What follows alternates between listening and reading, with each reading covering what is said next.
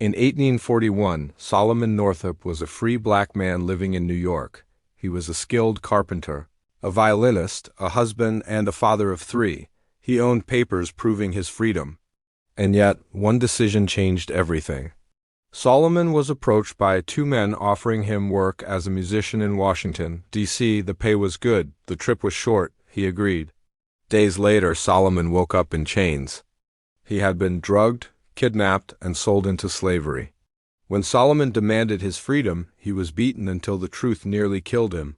His papers were gone. His name was erased. From that moment on, he was known only as Platt, a slave in Louisiana. For 12 years, Solomon endured what few survived.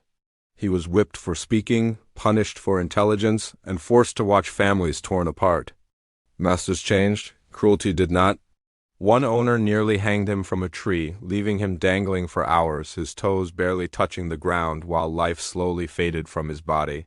But Solomon did not forget who he was. He memorized faces, names, locations, dates. He waited for a miracle while knowing miracles rarely came to slaves.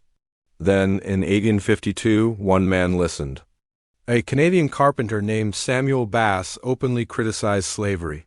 Solomon risked everything and told him the truth. Bass could have betrayed him. Instead, he secretly wrote letters to New York, describing Solomon's capture and location. The letters reached the right hands.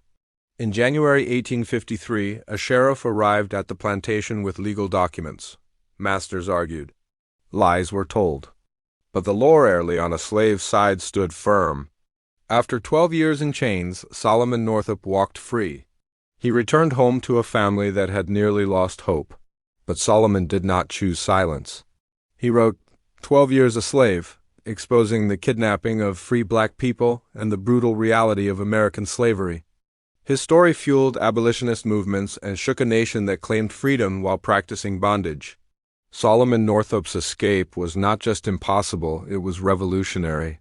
Because he proved a terrifying truth: in America, freedom was fragile, and survival was an act of resistance.